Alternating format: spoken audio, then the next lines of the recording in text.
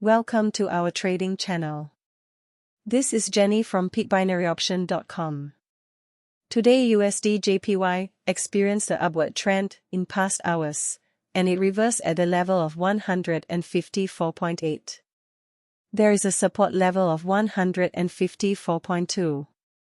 When it broke the support level, I placed a short position. The price may rebound at the level of 154, so I will close it before expiry to lock profits. You need trade from the perspective of statistics and probability.